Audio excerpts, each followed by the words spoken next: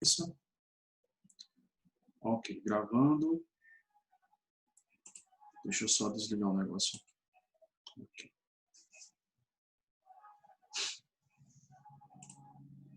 Então, vamos lá. Gente, mais uma vez, bom dia para todos. Tendo em vista que alguns entraram depois, tá bom? Sejam todos bem-vindos à nossa aula. E como eu comentei anteriormente, no primeiro momento a gente vai estar vivenciando o conteúdo aí que vai iniciar na página 316. No segundo momento, vai ter a orientação de uma atividade para vocês realizarem durante o nosso momento ao vivo. E lá no terceiro momento vai ter a exibição dos vídeos das pessoas que me enviaram lá da segunda chamada. Tá bom? Então vamos lá. Deixa eu compartilhar com vocês aqui o material, tá bom? Vai ser slide. Cadê ele aqui? Vamos lá. Aqui. Ok. Deixa eu só dar uma olhada aqui.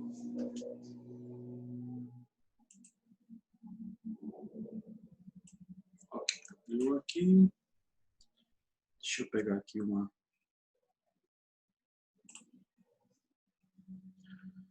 canetinha para mim.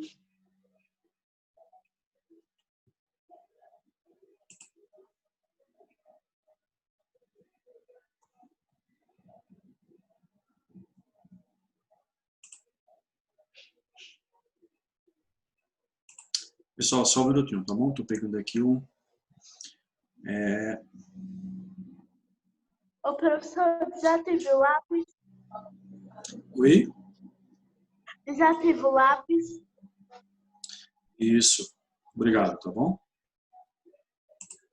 Agora, ok. Muito obrigado. Gente, vamos lá. Como eu comentei com vocês, nós vamos vivenciar o conteúdo hoje. Inicia na página 316, tá bom? E se vocês observarem lá, o título é A Água nos Continentes. Tá bom? Então a gente vai falar um pouquinho aí aonde é que essa água ela está localizada no continente. Por exemplo, se são em barragens, em rios, em lagos, né, em mares, em oceanos, tá bom? Então a gente vai falar um pouquinho sobre isso. Nós vamos falar um pouquinho também sobre os rios de planalto, sobre os rios de planície. Por exemplo, os rios de planalto, eles são propícios para que atividade econômica. Os rios de planície, eles são propícios para que atividade econômica. Então, tudo isso a gente vai identificar ao longo de nossa aula, tá bom? Então, como eu já falei, o título é esse, Água nos Continentes. Então, vamos lá. Deixa eu só passar aqui.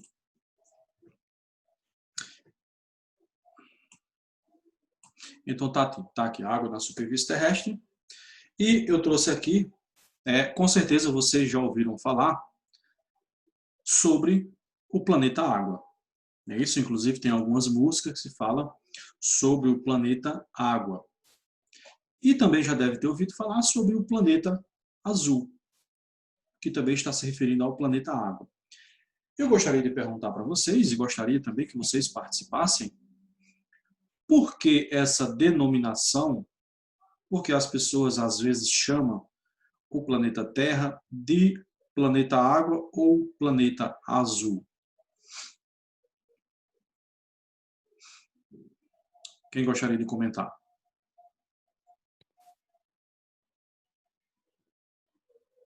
É porque tem mais água do que terra, professor? Quem é que está falando? Eloá. Eloá. Sim, sua resposta está correta. Seu comentário está correto. As pessoas chamam de planeta Água ou planeta Azul porque a gente percebe que há mais água do que terra. Agora, só que cabe a gente fazer uma observação, tá bom? A superfície terrestre, aproximadamente 70% a 71% de toda a superfície terrestre, ela é coberta por água. Então, a gente pode afirmar, sim, que na superfície terrestre existe mais água do que terra, do que solo. Agora, se a gente for falar de forma geral, por exemplo, a gente não pode dizer que no planeta Terra existe mais água do que a parte continental.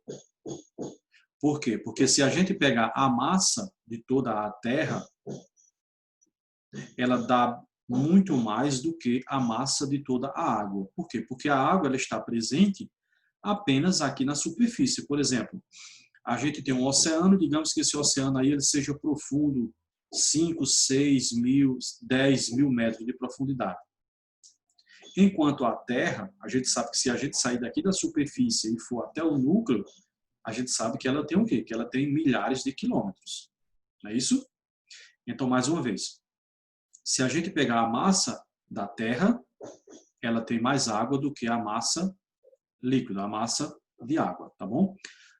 Agora, voltando novamente, o que é que a gente pode afirmar? Como você falou, na superfície terrestre, aí sim, a gente tem mais água do que terra, tá bom? Aproximadamente 70 a 71% da superfície terrestre, ela é coberta por água.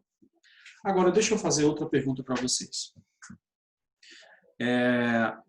Eloá, muito obrigado pela sua participação, mas eu gostaria que outra pessoa participasse agora. A gente sabe que 70 a 71% da Terra é coberto, da superfície é coberto por água. Ok. Agora, essa água, a maioria dessa água, ela é doce ou é salgada? Salgada. Salgada. Muito bem. A maioria dessa água, ela é o quê? Ela é salgada. Alguém sabe a porcentagem, mais ou menos, de quantos por cento, mais ou menos, dessa água 97. é salgada? 97. Muito bem. Aproximadamente aí 97, 97,5% de toda essa água, ela é o quê? Ela é salgada. Então, resta apenas o quê? Apenas 2,5% ou 3% de água doce para o consumo humano. Só que aí eu faço outra pergunta para vocês. Essa água doce, esses 3% de água doce, essa água doce ela está localizada principalmente aonde? Em rios e lagos. Está presente em rios, em lagos, aonde mais? Geleiras. Nas geleiras. O que mais? Cachoeiras. Cachoeiras, rios, não é isso? Vamos lá. Agora deixa eu fazer outra pergunta. Essa água doce, vocês acham que tem? Vocês acham não? Vocês, de acordo com o conhecimento de vocês, essa água doce, tem mais água doce nas geleiras ou nos rios, nos lagos, nas barragens? Aonde é que está localizada a maior parte dessa água doce? Nas geleiras. Quem foi que falou? Maísa. Maísa, muito bem. Veja só, boa parte dessa água doce, ela está presente nas geleiras, tá bem? Então, quando a gente vai observar o percentual de água doce que está disponível para os seres humanos, presente, por exemplo, em rios, lagos, barragens, por exemplo, a gente percebe que é um percentual bem pequeno.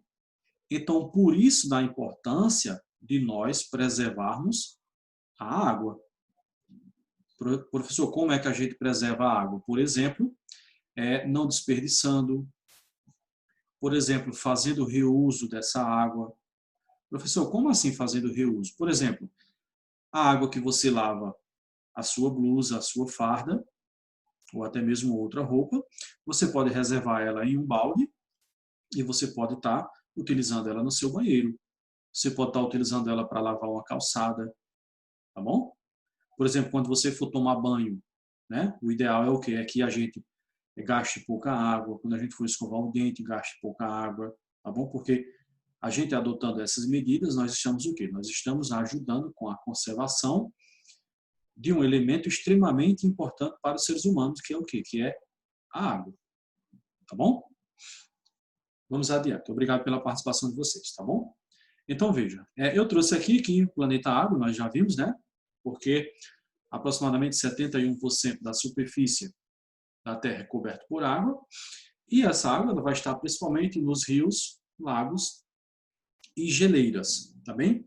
A gente poderia acrescentar aqui também os aquíferos, tá bom? Lembrando que um aquífero nada mais é do que um reservatório de água que está onde que está no subterrâneo, tá bom? Ou seja, está embaixo da terra, tá bom? Mais uma vez, é como o aquífero, é como se você tivesse uma barragem gigante, só que subterrânea, coberta por terra, tá bom?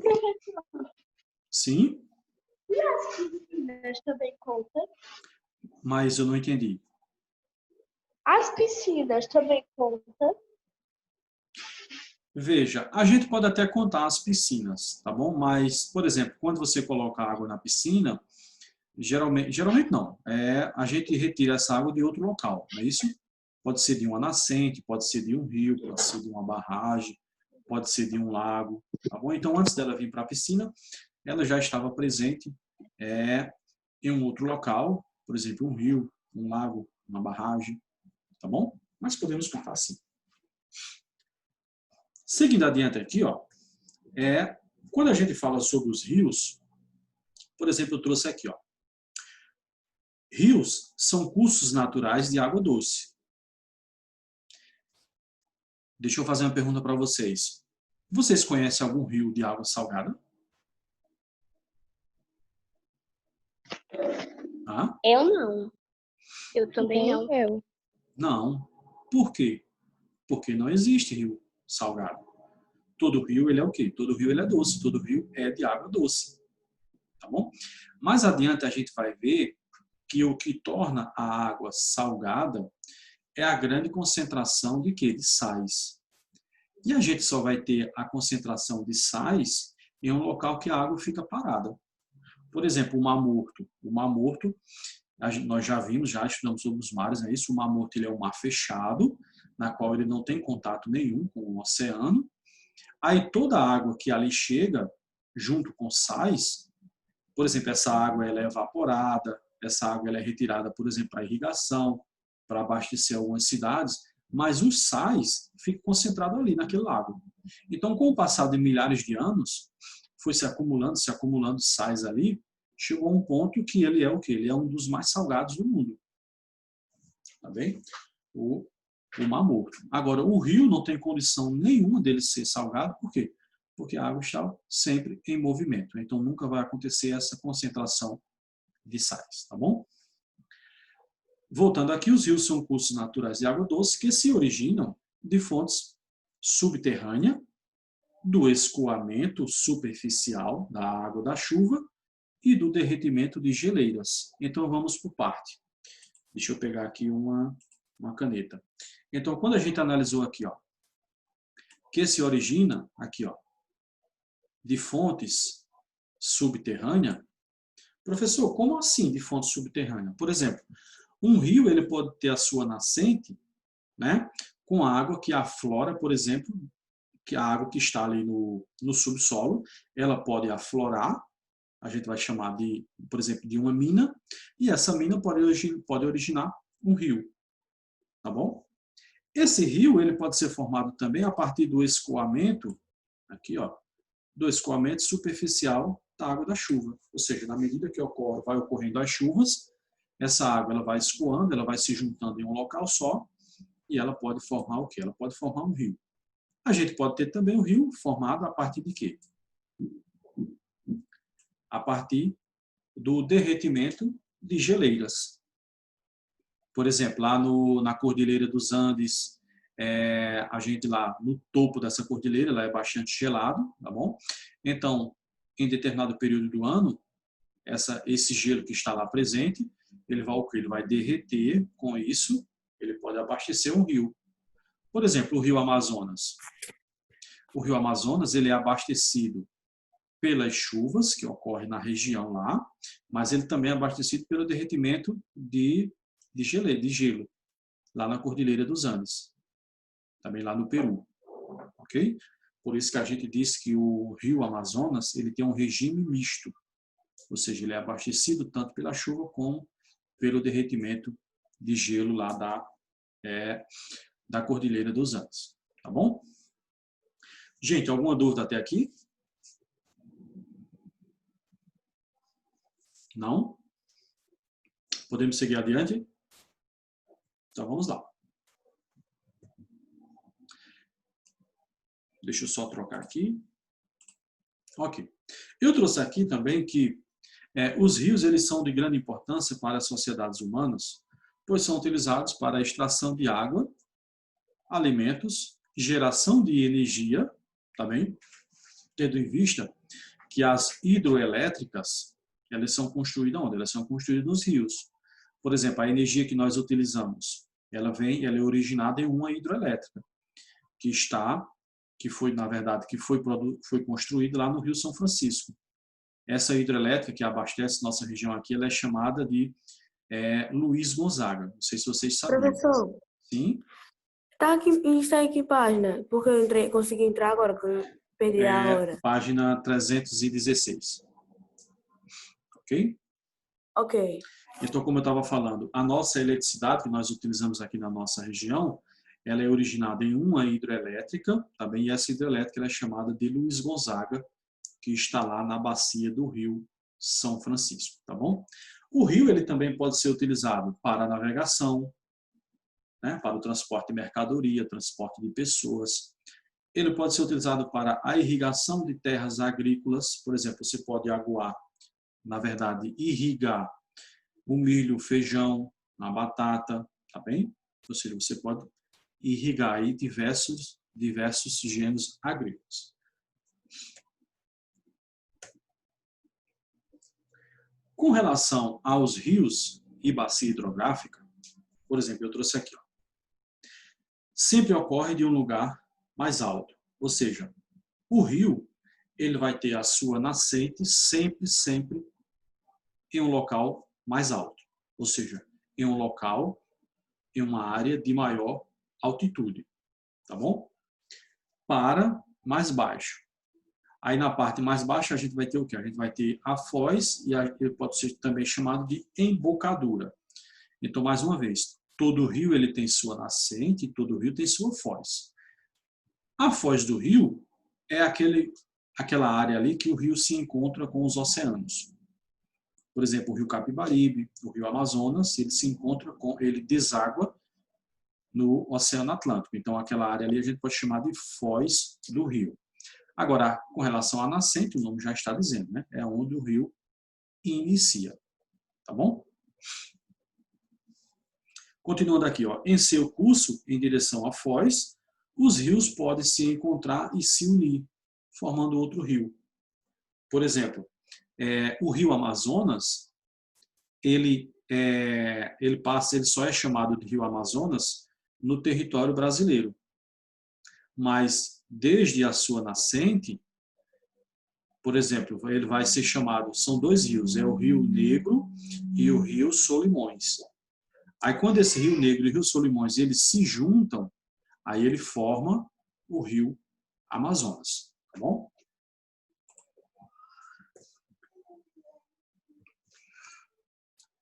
Deixa eu só adiantar aqui. Por exemplo, aqui, ó. Quando nós falamos sobre uma bacia hidrográfica, tá bom? Deixa eu ver se eu consigo apagar aqui.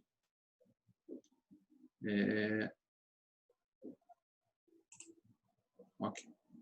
Quando a gente fala sobre a bacia hidrográfica, o nome pode ser estranho, mas o que é uma bacia hidrográfica? Entenda como sendo uma área que está presente em um conjunto de rios. Por exemplo, essa área aqui, ó, ela é uma bacia hidrográfica. Então, perceba aqui o que é que tem aqui. A gente tem um conjunto de rios aqui, ó. A gente tem o rio principal, ó, que está aqui no centro, e a gente tem aqui, ó, os seus afluentes e subafluentes. Aqui, ó. Esse aqui é um afluente, esse daqui é um subafluente.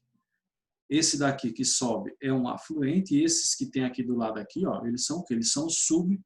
afluente. Então, mais uma vez, a gente pode compreender uma bacia hidrográfica como sendo um conjunto de rios, onde, dentre esse conjunto, vai ter o quê? Vai ter o rio principal. Tá bom? Aí, aqui, o que é que a gente observa aqui? Ó? As nascentes, né, desses rios aqui, ó, na parte do relevo mais alta. Nessa região aqui, o que é que a gente percebe? A gente percebe a foz do rio, tá bom? Que é quando o rio ele se encontra com os oceanos, tá bom? Mares e oceanos, tá bom? Então, esse encontro aqui é chamado de foz. Agora, tem outro elemento na bacia hidrográfica que é extremamente importante, que é chamado de divisores de água. Professor, o que são os divisores de água? Veja, o nome já está dizendo divisor. É a área do relevo que divide uma bacia hidrográfica da outra. Ou seja, é a parte do relevo de maior altitude. Por exemplo, essa parte aqui do relevo aqui, ó. Ela é a parte do relevo que mais alta, de maior altitude. Perceba que aqui no meio aqui também, ó, existe aqui um divisor de água aqui, ó. Então, toda chuva que ocorre aqui, ó, uma parte vai escoar para o lado direito e a outra parte vai escoar para onde? Para o lado esquerdo. Então, mais uma vez, divisores de água são o quê? São áreas do relevo mais altas, são áreas do relevo de maior altitude. Tá bom? Gente, alguma dúvida? Alguma dúvida, pergunta, algum comentário? Tá dando para compreender, gente? Sim? Podemos ir adiante? Ok, então vamos adiante. Lembrando, qualquer dúvida, qualquer coisa, é só perguntar, tá bom? Então, Professor, sim? coloca o nome no bate-papo agora. Não, agora não, daqui a pouco, tá bom? Só Tá bom. me aguarda aí só uns 3 minutinhos, que aí eu peço para vocês. Tá bom, obrigada. Nada. Vamos lá. Ainda falando sobre bacias hidrográficas, né, o que é que eu trouxe aqui? Ó?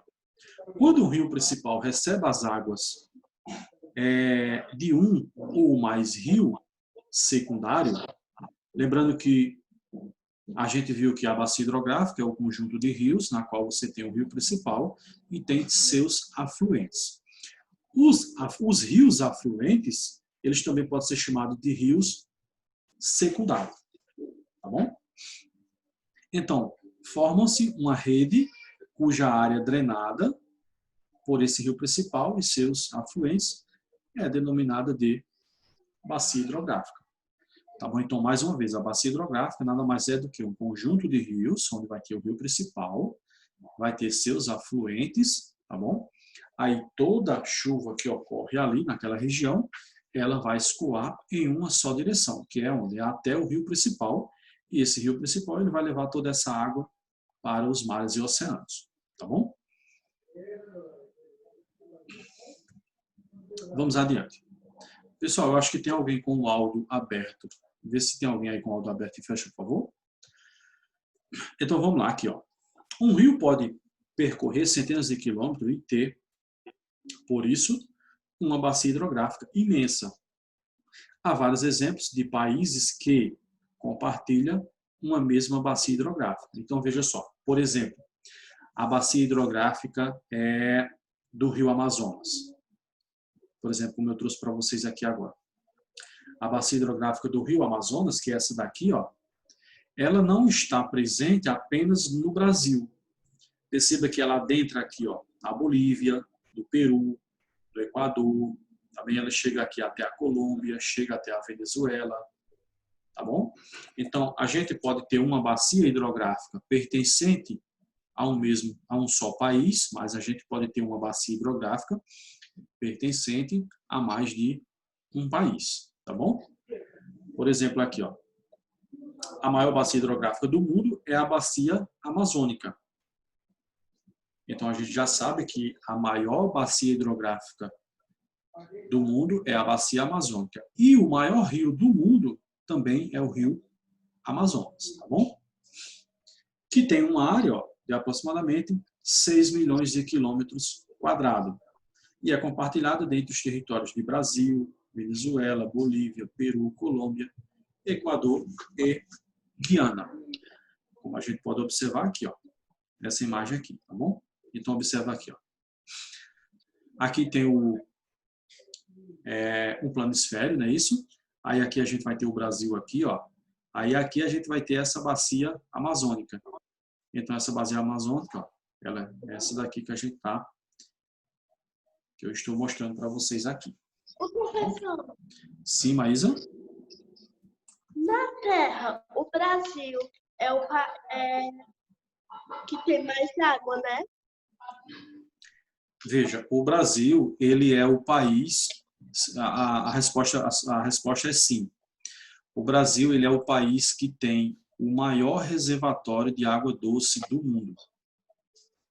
Aproximadamente 12% de toda a água do mundo está presente no território brasileiro.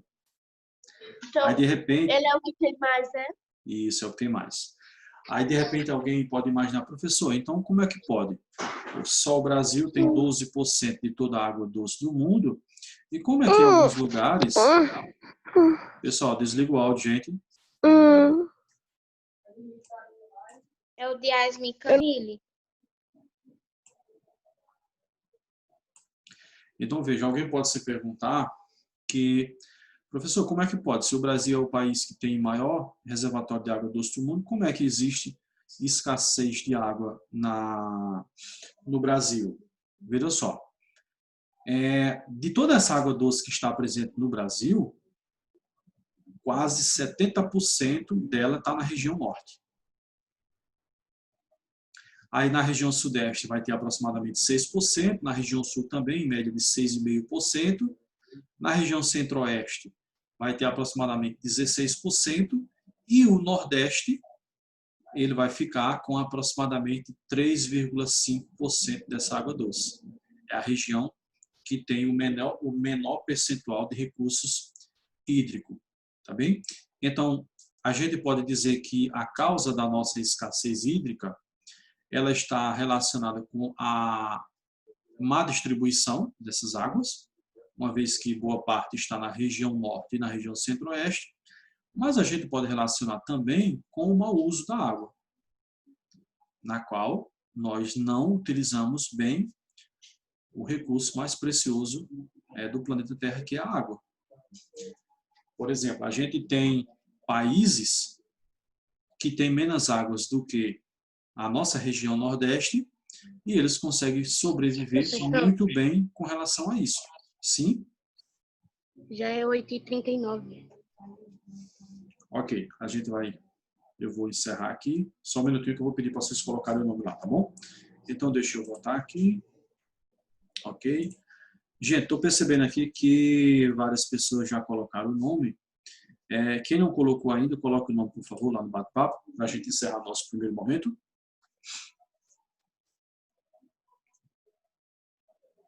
Pessoal, quem já colocou o nome pode ir saindo, tá bom? Lembrando que a gente retorna de 8h50, tá bom? Mas aí eu coloco lá um lembretezinho lá no grupo de vocês, tá bom? Peraí, professor. Estou aguardando.